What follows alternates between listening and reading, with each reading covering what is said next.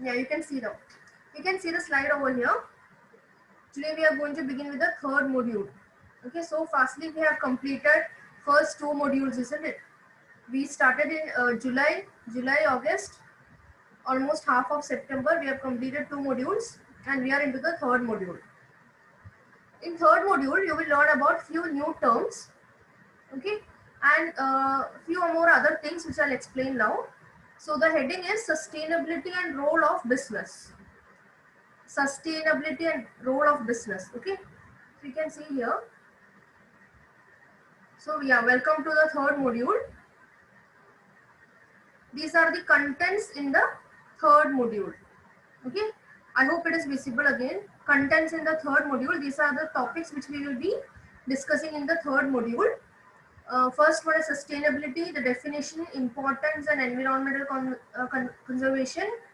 Then environmental clearance for establishing and operating industries in India, that is EIA. Then environmental auditing, then ISO 14001. Then we will discuss about the salient features of Water Act, Air Act, Wildlife Protection Act, Carbon Bank, Kyoto Protocol. Can you see the slide? Type yes if you can see the slide. Contents in the third module.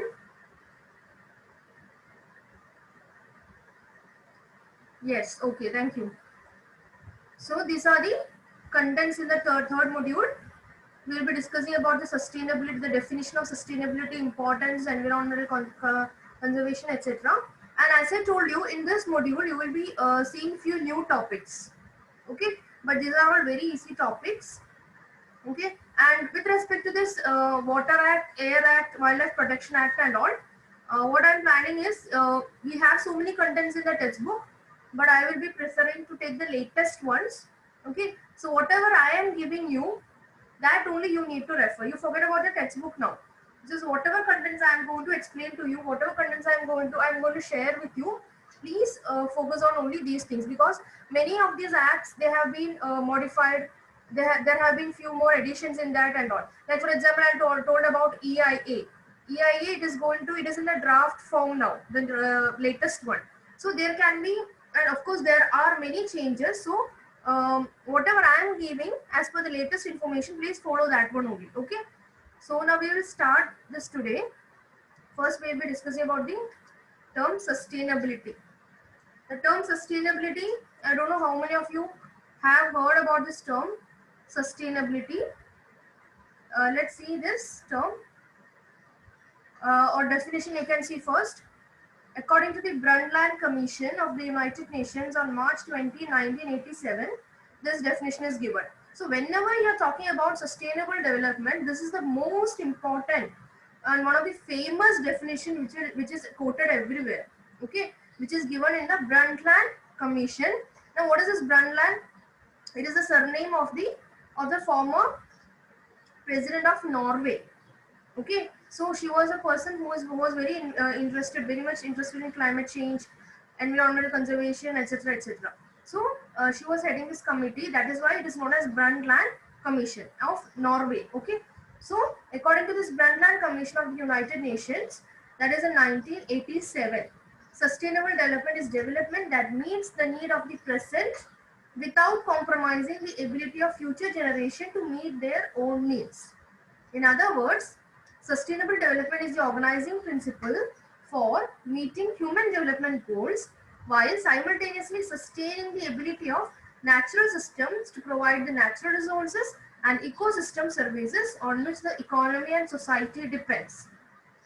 Don't get confused with these long terms, long wordings and all.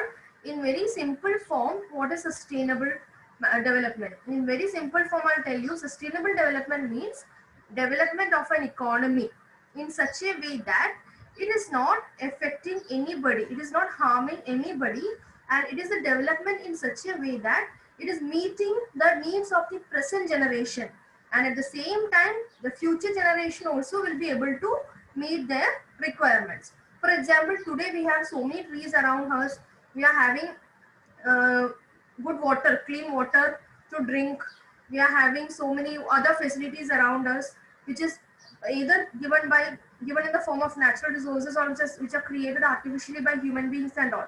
So sustainable development means the whatever we are enjoying today, okay, whatever resources which we are enjoying today should also be able to be enjoyed by the future generations. So that it basically means we should be controlling the use of resources. We should not very generously use the resources, or we should have to actually, we should not spend the resources very fastly, or we should so that the future generation is not having anything to enjoy, or they will have to compromise their requirements. So the world is actually growing day by day, the population is increasing, and there is so much requirement of food, water, etc. in the society. But and at the same time, as we have already seen, we are actually one side, we are, the population is increasing, the other side the resources are decreasing. So it is very difficult for the future generation to match their requirements, or future generation to enjoy the resources which we are enjoying now.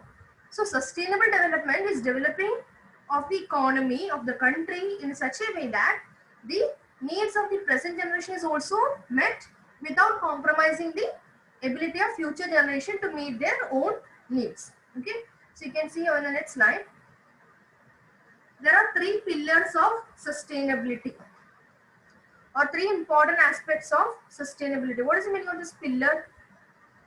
What is the meaning of pillar? Pillar means, for easy understanding, you can remember it like this: three important aspects, three most important aspects of sustainability. Okay. Me, I didn't tell to write anything, Pratik. You have to just listen here. Okay.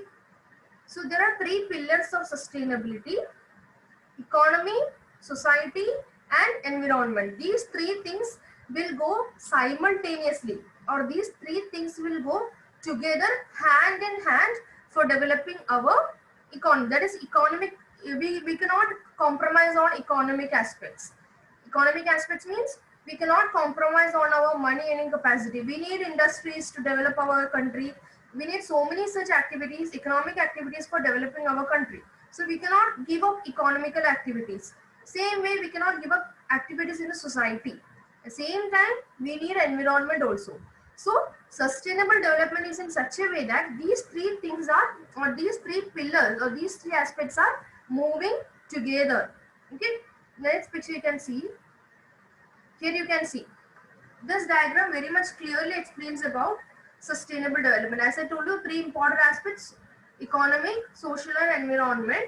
So these three are why. Why is this together? That is, with environment is equally important, economy is equally important, society or social aspects are also equally important. We have to bear with all these things, and there should be equitable development, but in a viable form. What is viable means? In a feasible form, whereby we don't create so much damage to the environment. So which are the three pillars? Economic, social, or environment. Okay, so economic, social, and environment. Okay. Now, as per the United Nations Commission, they have given few important points on how we can be sustainably developed, or what are the points to be considered for being. These are just points, okay, these are just goals. Many more goals can be added, and many among these can be even deleted by countries according to their own requirements, or as and when according to their situation changes, they can add and minus. So these are certain points which is given by United Nations. You can remember few points. That is, no poverty, zero hunger, good health and well-being, quality education, clean gender equality, clean water and sanitization, affordable and clean energy, decent work and economic growth, industry, innovation and infrastructure, responsible consumption and production, sustainable cities. Very few I have mentioned over here. From this, what you can understand, as we have seen in the earlier slide, there are three important aspects, no? That is social, there is environment, and economic. So in these points also you can relate it with the earlier 3 points. When it comes to society, we are thinking about poverty, hunger, good health, well-being, etc. When we are talking about economic, we have to talk about education, we have to talk about decent work, economic growth, we have to talk about industry, innovation, etc. When it comes to environment, clean water, affordable and clean energy, responsible consumption, sustainable cities, etc. So all the points which are considered as goals for sustainable development in one or the other way is related to the three pillars. Okay. So what is the meaning of no poverty? You know what is the meaning of no poverty? Even now, as I told you, even now in several parts of the world, there are people who are dying of hunger, who are not having even a little bit of food to survive their children, to even feed their children. So this is one important goal: zero hunger, good health and well-being. You know the role of WHO, World Health Organization. What are the activities undertaken by them, especially even during this pandemic? We have seen they have taken so many measures to advocate about this cleanliness aspect, the importance of wearing masks, social distancing, etc. Then providing quality education, definitely it will create a difference in the lives of the people. Gender equality, that is male and female are equal. Nowadays there is a this is not much to be discussed because we can see lots of changes happening nowadays. Then clean water and sanitization, affordable and clean energy. What is this clean energy? That is coming later. We will see that time. But still, clean energy are those energy which is not harmful to the environment. That is solar energy, then thermal energy, tidal energy, etc. And decent work and economic growth, industry, innovation, infrastructure. Because definitely we need industries, we need job opportunities for the people. We need development in our country. So we cannot tell the economic aspects are not important. Then responsible consumption and production. What is responsible consumption? Unnecessarily don't keep on buying things. Even only buy things if you actually require the product. Don't keep on buying so many things just because you are having money. Then sustainable cities. There are several architectural people who are now focusing on sustainable cities. Sustainable cities are those cities which helps to create a good impact on the economy, where there will be less pollution, then more of trees and usage of less plastics, etc. So these are all several points which help us to create a sustainable area. Okay. Now, yeah, in the next slide you can see different initiatives, everyday sustainability initiatives, and how the three pillars are interrelated. I'll just read it out. It's just for making you easily understand. I have taken this particular slide.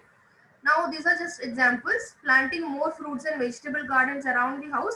It reduces agricultural pollution in waterways and reduces water treatment cost. Less gas is spent for store trip and transportation from different countries and fields. Less money is also spent at the store. Money is spent on vegetation maintenance. It improves physical and mental health and saves healthcare cost. Planting trees, especially around home, decreases the temperature of the house, which leads to decreased air conditioner use. It also increases the value of the home, reduces carbon dioxide. Kids can play in a more diverse landscape. It also provides homes for small rodents. Rodents क्या होता है जैसे कि small animals like rats, etc. Birds, insects, etc. Money can be spent on maintaining the size and branch of trees. Using renewable power sources to reduce the carbon footprint. Footprint we'll see in the next topic, and helps to decrease the utility bills.